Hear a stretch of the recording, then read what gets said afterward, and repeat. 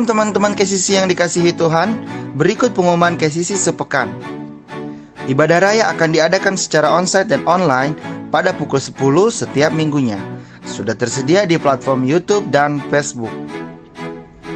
Mari bergabung di dalam komunitas KCC, yaitu Home, tempat di mana Anda bisa menjadi diri sendiri, diterima apa adanya, dan dibangun sesuai kebenaran firman Tuhan. Home di KCC ada 3. Home Jakarta Utara setiap Rabu pukul 8 waktu Indonesia Barat, Home Jakarta Timur setiap Rabu pukul 8 waktu Indonesia Barat, dan Home Couple atau keluarga setiap Sabtu pukul 8 waktu Indonesia Barat.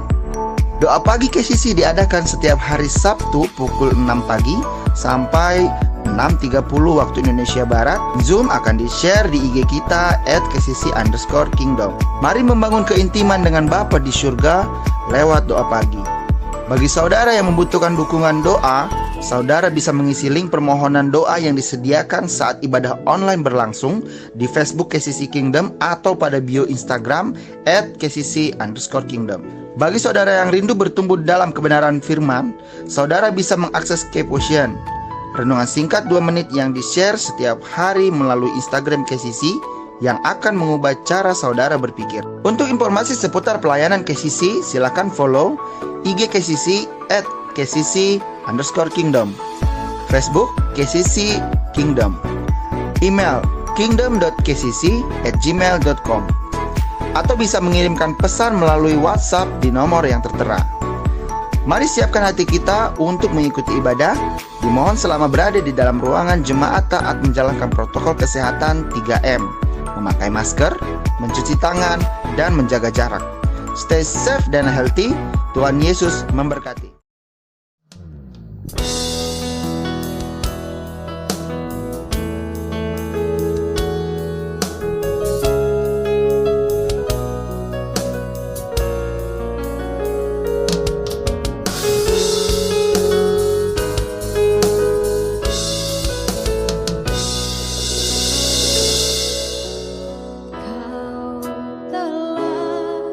Memilihku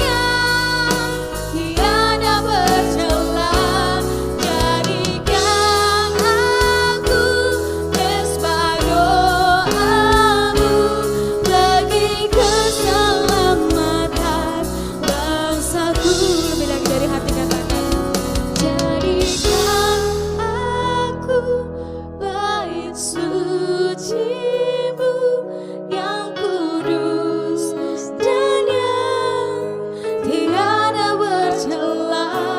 Jadikan aku mesbah doa-Mu bagi keselamatan bangsa. Lebih lagi dari hati katakan, jadikan aku bait suci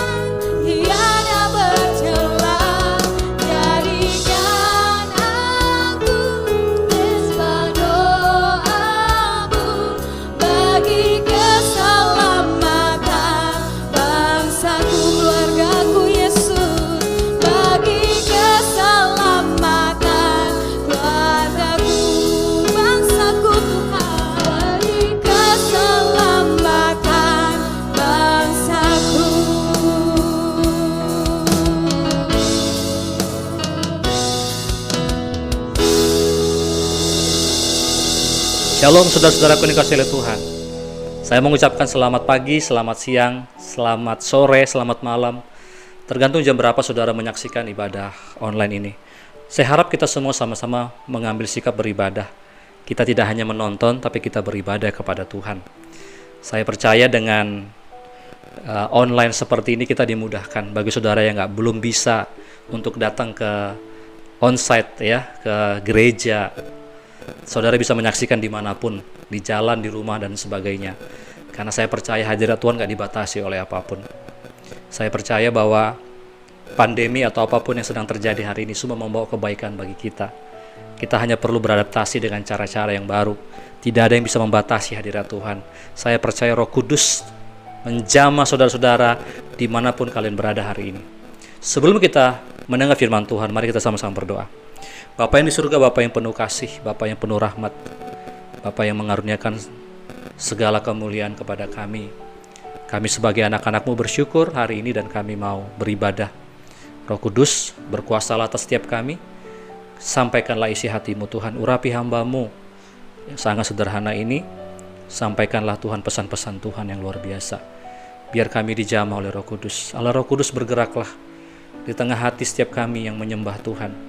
Sehingga kami bukan hanya menjadi pengunjung-pengunjung ibadah, bukan menjadi hanya orang-orang yang menikmati ibadah, tapi kami menjadi murid-murid Kristus dimanapun kami berada. Bangkitkan semua para murid-murid Tuhan, bangkitkan kami semua orang-orang yang Tuhan sudah penuhi dengan kuasa Roh Kudus-Mu untuk sungguh-sungguh melakukan amanat agung yang Tuhan percayakan kepada kami. Terpujilah nama Tuhan dalam nama Yesus, haleluya, amin. Saudara-saudaraku dikasihi oleh Tuhan, saya mendapat visi yang jelas daripada Tuhan bahwa kita harus pergi menjadikan segala bangsa menjadi murid. Saudara, amanat agung ini sudah sangat berbicara kuat jauh-jauh sebelum gereja ini KCC berdiri, saudara. Ada sebuah kerinduan, ada sebuah kebenaran yang dibukakan oleh Tuhan bahwa kita semua harus sebenarnya ya untuk menjalankan amanat agung. Ini bukan opsi, ini bukan pilihan, tapi ini adalah mandat. Saudara, yang namanya mandat kita harus lakukan. Saudara menjadi selamat karena kasih karunia, tapi setelah Anda diselamatkan, setelah kita diselamatkan, kita perlu menjadi murid Kristus, yaitu terus bertumbuh ke arah Kristus, terus bertumbuh menjadi serupa seperti Kristus. Kita ada di dunia, tapi kita bukan warga negara dunia saja. Saudara tidak hanya warga negara Indonesia, tapi saudara juga warga negara kerajaan surga. Dan hari ini saudara, camkan firman Tuhan ini, camkan kebenaran ini. Nah saudara, di bulan April ini kita tetap masih belajar bagaimana caranya kita sebagai murid untuk mulai kata pergi. Garis bawahi kata pergi. Kata pergi ini yang berbicara banyak kepada kita dalam bulan ini. Kata pergi ini saya ulang sedikit beberapa waktu yang lalu. Artinya pergi berarti kita yang harus mendatangi, kita yang harus menjangkau jiwa-jiwa yang belum percaya kepada Tuhan, jiwa-jiwa yang belum sungguh-sungguh dalam Tuhan. Itu artinya kita pergi, bukan mereka yang kita minta datangi kita. Nah, bagi saudara yang hari ini dengar firman Tuhan dan saudara mau taat, lakukan saja, taat saja. Saya percaya Roh Kudus akan berikan saudara kekuatan dan kemampuan. Nah saudara, bagaimana kita meresponi? Ada beberapa orang yang melihat penginjilan sebagai mungkin sesuatu yang seperti dipaksakan, seperti yang menjadi beban, bukan menjadi kesukaan. Harusnya kita sebagai orang percaya, kita sebagai murid Tuhan tidak memandang penginjilan sebagai sesuatu yang memberatkan. Saya pun termasuk orang yang walaupun saya menjadi hamba Tuhan, yang mungkin pernah, bukan mungkin pernah, pasti pernah ya, mengalami masa-masa di mana kayaknya kalau memberitakan Injil ini beratlah dan sebagainya. Saya juga mungkin pernah berpikir bahwa itu tugas penginjil dan sebagainya. Tetapi saya diingatkan lagi dan semua kita untuk mulai percaya bahwa amanat agung adalah tugas kita semua orang percaya. Nah, apakah kita semua harus melihat ini sebagai beban? Nah, saudara, mari kita melihat apa yang diperhatikan oleh Paulus di dalam Roma pasal yang pertama ayat 14 sampai 17. Perhatikan ayat-ayat ini, saudara. Aku berhutang baik kepada orang Yunani maupun kepada orang bukan Yunani, baik kepada orang terpelajar maupun kepada orang tidak terpelajar. Itulah sebabnya aku ingin untuk memberitakan Injil kepada kamu juga yang diam di Roma. Mungkin saya stop dulu di ayat 14 dan 15. Paulus dengan jelas mengatakan bahwa aku berhutang. Sebenarnya Paulus itu utang apa sih? Kenapa dia katakan aku berhutang kepada orang Yunani maupun kepada orang Ibrani, kepada orang terpelajar maupun yang tidak terpelajar, artinya kepada semua orang. Kenapa dia memandang dirinya sebagai orang berhutang? Saudara, kalau saudara pernah berhutang, berarti kita semua harus membayar utang itu. Saudara, kalau kita lihat flashback kembali, siapa sih Paulus? Paulus adalah rasul, menurut dia adalah rasul yang paling tidak layak dari antara semua rasul. Kalau rasul-rasul yang lain dipanggil ya dari tugas mereka sebagai nelayan, sebagai pemungut cukai dan lain sebagainya, tetapi Paulus dipanggil sebagai rasul dari seorang pembunuh yang kejam, pembunuh orang-orang Kristen, orang-orang percaya di zaman itu. Makanya dia merasa dia rasul yang paling tidak layak di antara semua rasul. Dan ketika dia diselamatkan dan Tuhan tidak memperhitungkan kesalahannya dan dia malah dipercayakan pemberitaan Injil, dia berkata, saya berhutang. Artinya apa? Kalau saya sudah diselamatkan oleh Tuhan sedemikian rupa, maka saya wajib memberitakan Injil kabar baik kepada siapa saja. Yunani, Ibrani, terpelajar, tidak terpelajar, siapa saja. Bahwa Injil itu adalah kekuatan Tuhan. Saudara, waktu saya merenungkan ayat ini, saya berpikir dan saya mulai ditaruh Tuhan sebuah kebenaran. Kita adalah orang-orang yang berhutang. Berhutang kepada, bukan kepada Tuhan. Kita nggak akan pernah bisa balas kasih karunia Tuhan.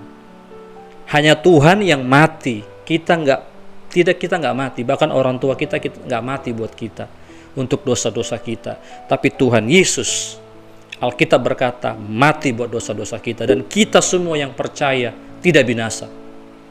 Oleh karena kita sudah ditebus, maka kita semua memandang harusnya seperti Paulus.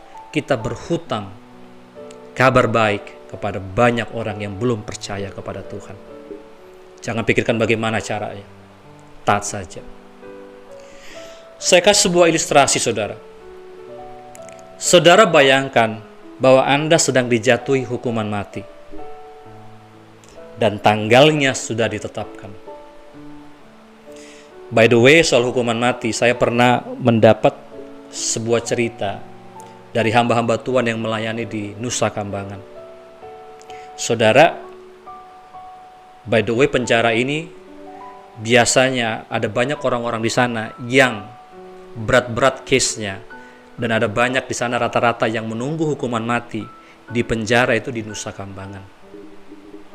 Saudara mungkin tahu bahwa penjara ini bukan penjara yang gampang untuk lari. Itu sebuah pulau yang dikelilingi oleh lautan dan tidak mudah untuk lari. Nah, saudara-saudara, saya dengar cerita dari seorang pendeta bahwa ketika mereka melayani di sana, orang-orang yang mengalami hukuman mati yang tanggalnya sudah ditetapkan, mereka itu nyembah, mereka itu nyanyi, caranya beda sama orang-orang yang seperti kita mungkin, yang belum tahu kapan matinya.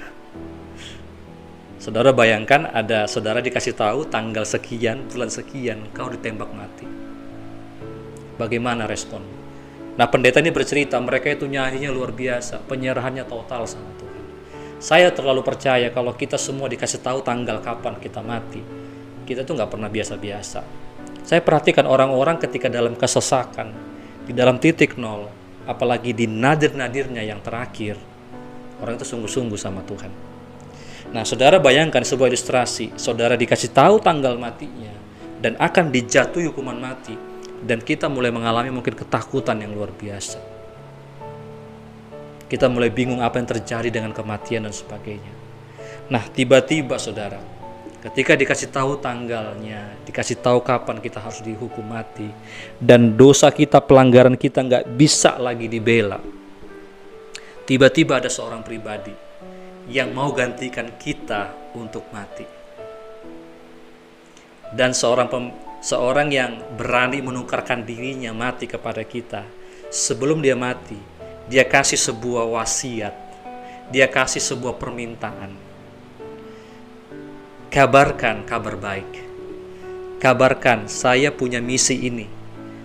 Tugasmu hanya memberitakan, mengasih tahu apa yang menjadi misi saya. Anggaplah sebuah misi. Kita nggak usah perinci apa misinya. Dan tugas kita adalah hanya untuk mengabarkan. Saudara, saya mau tanya, kalau Anda di posisi seperti ini, nggak jadi dijatuhi hukuman mati, dan dia tidak minta apa-apa untuk kita membalas, dan kita nggak mungkin sempat membalas karena dia sudah mati. Dia hanya kasih sebuah amanah. Hei, saya punya misi ini. Ini misi yang saya bawa. Kamu cukup kasih tahu kepada orang banyak. Saya mau tanya, kita lakukan apa enggak? Saya pasti lakukan. Jangankan untuk mengabarkan, apapun saya coba lakukan, karena saya sudah diselamatkan nyawa saya. Coba renungkan lagi, Bapak Ibu Saudara hari ini mendengar pesan ini. Bayangkan kita di posisi seperti ini. Itulah yang Paulus rasakan, itulah yang Paulus gambarkan. Saya berhutang. Makanya kenapa dia begitu getolnya, begitu luar biasanya untuk memberitakan kabar baik. Saudara-saudara, kepada siapa kita berhutang? Kita berhutang kabar baik ini kepada siapa saja, dimulai dari orang-orang kita yang paling dekat, daripada keluarga kita, ya, pada keluarga utama, keluarga, dan lebih jauh lagi keluarga lagi, teman, sahabat, siapapun yang Anda kenal. Hanya mengabarkan, doakan dia menjadi percaya kepada Tuhan. Bukan urusan kita nggak bisa mengubah satu orang pun. Alkitab berkata bahwa Roh Kuduslah menginsafkan dunia akan dosa. Nah, saudara-saudara, jadi Paulus itu mengalami sesuatu yang luar biasa, sesuatu yang dahsyat. Paulus mengalami kasih yang gak bersyarat dari Tuhan. Itulah keselamatan, saudara. Kasih yang gak bersyarat. Di mana kita menjumpai Tuhan yang seperti ini, yang mengasihi kita tanpa syarat, yang walaupun kita kotor, walaupun kita rusak, walaupun kita nggak baik, Dia mengasihi kita apa adanya. Bagaimana kita tidak mau berterima kasih kepada Tuhan dan melakukan apa yang menjadi perintah Tuhan. Paulus merasakan apa? Sebuah kebenaran yang bukan karena melakukan, tapi dibenarkan karena percaya. Bahkan Paulus memberikan sebuah kebenaran juga. Dia merasakan sesuatu yang luar biasa, yaitu apa, saudara? Hati yang bebas dari tuntutan hukum Taurat. Kita selama ini seringkali tertuduh, takut, merasa nggak layak sama Tuhan. Tapi ketika Tuhan putuskan menjadi pendamaian buat kita, wow, kita dengan bebas menghampiri Tuhan. Saudara, kalau baca di dalam Roma pasal 8 ayat yang pertama, tidak ada lagi penghukuman bagi mereka yang di dalam Kristus. Paulus merasakan bahwa dia nggak lagi dihukum, dia diampuni, dia diterima. Itulah yang Injil Paulus rasakan, itulah perlakuan Tuhan yang Paulus rasakan.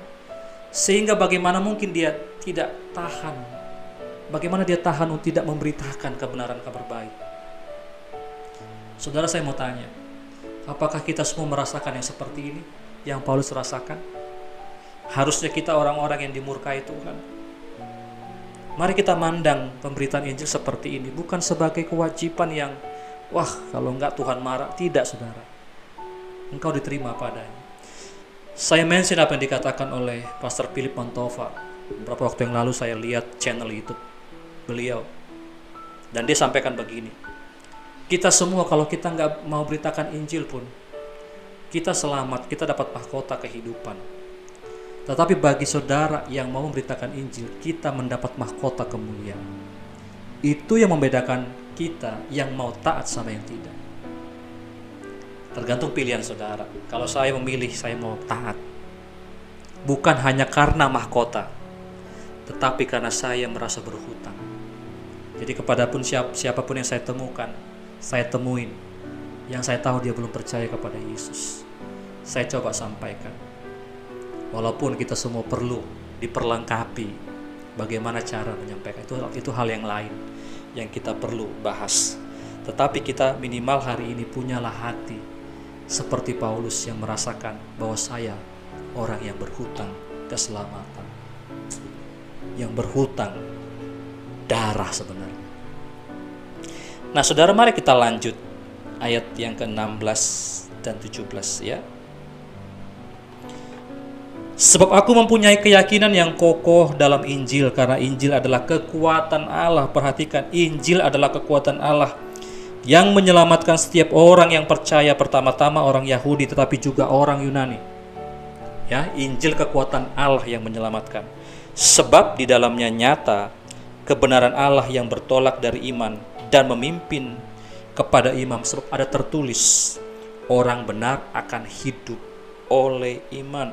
Alkitab mengatakan dengan jelas bahwa Injil adalah kekuatan Allah bagi siapapun yang percaya. Jadi saudara-saudara, ketika Anda bertemu dengan orang yang belum percaya, ketika bertemu dengan orang-orang berdosa, sampaikanlah Injil, kabar baik. Saya sampaikan kemarin apa yang disampaikan oleh Ibu Melda yang berbicara di ibadah onsite kita. Bahkan minggu lalu saudara mungkin dengar di ibadah online, bahwa yang namanya memberitakan Injil bukan hanya menyaksikan kebaikan Tuhan dalam hidup kita, bukan. Yang namanya memberitakan Injil adalah Anda menceritakan tentang siapa Yesus, apa yang dia perbuat terhadap kita. Dia menebus dosa-dosa kita. Nah, jadi saudara-saudara yang dikasih oleh Tuhan, Injil itu kekuatan Tuhan. Jadi ketika kita sampaikan kepada orang-orang yang belum percaya, kepada siapapun, maka Injil itu akan bekerja. Jadi tugas kita hanya menyampaikan. Saudara, Tuhan itu bisa menyelesaikan tugasnya sendiri tanpa melibatkan kita. Tapi Tuhan memutuskan untuk melibatkan kita menjadi mitranya. Bukankah itu luar biasa? Jadi saudara lihat, Injil itu kekuatan Allah. Makanya barang siapa yang percaya gak binasa, tapi beroleh hidup yang kekal. Jadi saudara-saudara, waktu kita mulai memberitakan Injil, maka kekuatan Allah itu nyata. Mari kita lihat dalam Matius pasal 28 ayat 18 dan 20.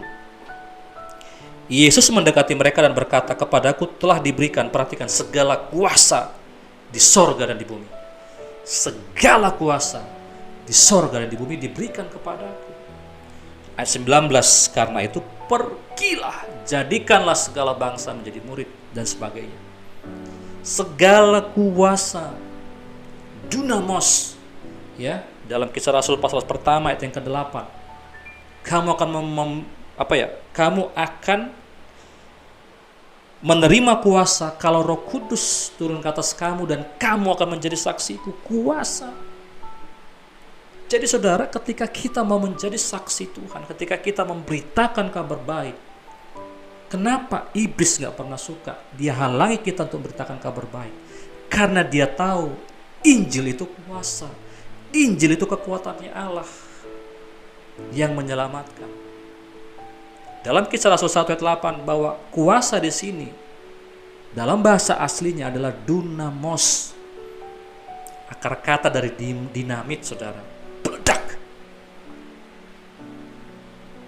Kita sampaikan kebenaran firman Tuhan, kita sampaikan kabar baik, kasih karunia Tuhan. Maka itu seperti dinamit yang menghancurkan, memporak-porandakan seluruh pertahanan iblis. Iblis tahu itu. Makanya kita dihalangi selalu untuk menyampaikan kabar baik. Jadi saya mau kasih tahu kepada saudara bahwa Injil itu kuasa, kekuatan. Itulah dasar daripada Paulus untuk memberitakan Injil. Aku mempunyai keyakinan yang kokoh. Saudara, saya membayangkan kalau kita semua mulai lakukan tanggung jawab kita, tugas kita. Semua anggota gereja mulai pergi. Sampaikan kepada orang-orang yang dia kenal, yang dia tahu belum percaya, sampaikan aja. Kuasa itu mulai bekerja. Coba kita lanjut tadi ya di Matius pasal 28 ayat 20-nya. Ya, bagaimana cara kuasa itu diaktifkan? Dan ketahuilah, Alkitab berkata, Aku menyertai kamu senantiasa sampai kepada akhir zaman. Jadi ketika kita mulai pergi, ingat, penyertaan ini tidak kepada semua orang yang percaya. Penyertaan jenis ini, kuasa yang menyertai hanya terjadi kepada orang-orang yang mau pergi. Garis bawahi kata ini. Aku menyertai kamu sampai kesudahan zaman. Kenapa saudara? Saya juga punya keyakinan yang kokoh. Saya punya mimpi. Kita KCC. Dan bahkan saudara-saudaraku yang mendengar, yang mungkin bukan jemaat kami dan mendengar pesan ini. Kalau saudara ingin mengalami penyertaan jenis ini, mari mulai pergi. Mari mulai beritakan. Karena Injil itu kekuatan Allah. Jadi saudara-saudara, Roh Kudus itu turun dalam bentuk kuasa. Saya waktu lagi nyiapin khotbah ini, saya dapat seperti ini dari Roh Kudus. Roh Kudus tidak hanya dicurahkan kepada kita hanya untuk menemani kita, menguatkan kita ketika kita sedih, ya, menghibur kita, tidak, saudara. Kalau saudara baca di Kisah Rasul pasal pertama ini, tadi ayat yang ke-8 saya mention kepada saudara. Kamu akan menerima kuasa kalau Roh Kudus turun ke atas kamu. Di sini Alkitab menggambarkan Roh Kudus sebagai kuasa. Saudara kalau baca kitab Kisah Para Rasul, sebenarnya itu bukan kisah rasul, tapi itu adalah kisah Roh Kudus yang bekerja di antara para rasul. Ketika mulai memberitakan Injil kemana-mana, Tuhan tuh menyertai pemberitaan Injil. Saya rindu melihat yang seperti ini terjadi dalam hidup kita. Kapan lagi kita melihat kuasa ini sebelum kita dipanggil ke surga, saudara-saudara? Ayo kita belajar taat saja, ikutin saja apa kata Tuhan. Nah, saudara-saudara, sebagai penutup saya kasih singkat ada 3 tips bagaimana kita mulai bersaksi. Ya, gimana sih cara beritakan Injil? 3 aja, saudara. Yang pertama, ini kata kuncinya. Tanyakan pertanyaan yang penting ini. Kalau kamu mati, kamu yakin nggak ke surga? Atau kamu mau kemana? Biasanya ketika orang ditanya seperti ini, ada yang bilang yakin, ada yang bilang nggak yakin. Kalau dia bilang yakin, tanyakan lagi, apa yang menjadi keyakinanmu? Alkitab dengan jelas katakan bahwa Tuhanlah satu-satunya jalan kepada Bapa. Akulah jalan dalam Yohanes pasal yang ke-14 ayat yang ke-6. Jalan kebenaran dan kehidupan. Tidak ada yang sampai kepada Bapa kalau tidak melalui aku. Kita sudah dengar ini beberapa waktu yang lalu. Jadi kalau dia bilang bukan Yesus jalannya, sampaikan kebenaran.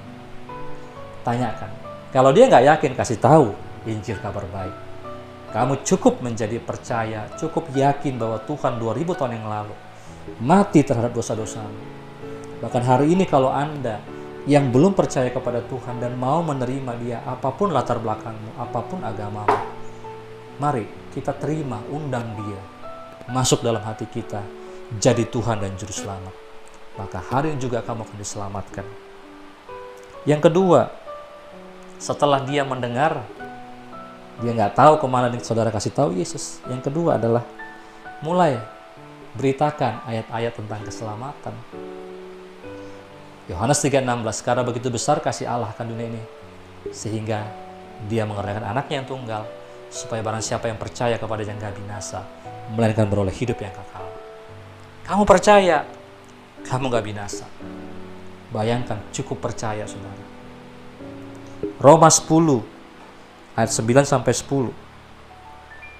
Ya, Alkitab mengatakan bahwa jikalau kamu mengaku, maka dengan mulutmu katanya bahwa Yesus adalah Tuhan dan percaya dalam hatimu bahwa Allah telah membangkitkan Dia dari antara orang mati, maka kamu akan diselamatkan.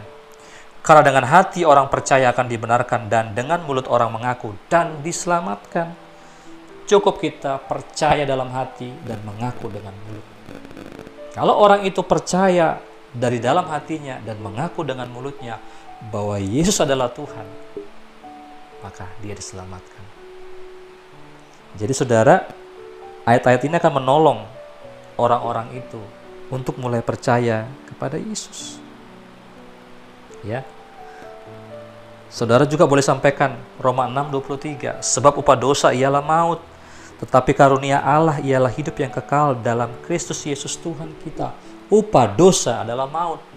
Siapa yang ada nggak orang yang berani bilang dia nggak pernah berbuat dosa? Sekalipun dia baik, dia diperanakan dalam dosa. Itu dosa Adam. Orang bisa baik, tapi bukan berarti dia tidak berdosa. Dan upah dosa adalah maut.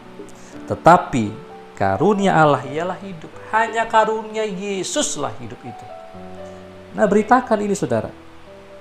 Nah, yang ketiga, kalau dia sudah dengar berita ini, dia tahu siapa Yesus, tantang dia dengan tindakan iman. Doakan, ikutin doa saya. Katakan bahwa Tuhan Yesus masuklah dalam hati saya. Saya orang berdosa. Jadilah Tuhan dan juru selamat saya secara pribadi.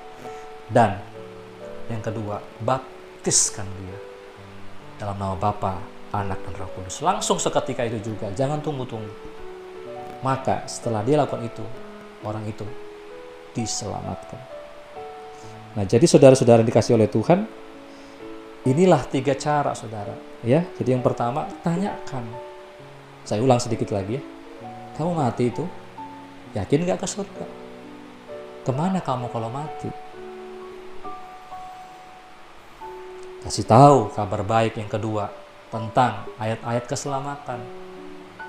Saya sudah sampaikan tadi. Yang ketiga, kalau dia percaya, tantang dia untuk berdoa dan dibaptis. Kalau dia nggak percaya, saudara bisa cari yang lain yang percaya kepada berita ini. Doakan dia. Saya percaya Tuhan punya acara sendiri untuk nanti menyelamatkan orang itu. Sebagai penutup, yang paling terakhir saudara, apa sih sebenarnya upah kita? Selain tadi upah, ada mahkota kemuliaan. Ada satu yang saya perlu sampaikan, satu ayat. Ini ayat yang terakhir saudara. 2 Korintus 4 ayat 15. Sebab semuanya itu terjadi oleh karena kamu, supaya kasih karunia yang semakin besar, berhubung dengan semakin banyaknya orang yang menjadi percaya, menyebabkan semakin melimpahnya ucapan syukur bagi kemuliaan Allah. Saudara, waktu ada orang yang percaya, menyerahkan diri kepada Tuhan dan dibaptis, ada sebuah sukacita yang sangat besar. Ada ucapan syukur yang berlimpah-limpah di hati kita yang sangat besar yang gak terkatakan. Ini berkali-kali saya rasakan ketika saya selesai membaptis orang. Sukacitanya luar biasa. Dan sukacita jenis ini hanya dirasakan oleh orang-orang yang mau memberitakan Injil dan membaptis orang. Artinya memberitakan Injil dan mulai mengundang, ya, supaya orang itu mengundang Tuhan masuk dalam hati.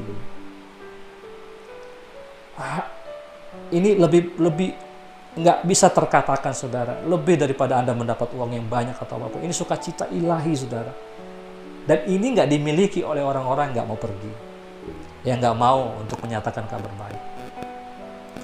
Jadi ini adalah upah, saya pikir, yang kita bisa rasakan. Ada upah kekal di mana orang-orang itu mulai datang sama Tuhan dan menyerahkan hidupnya kepada Tuhan.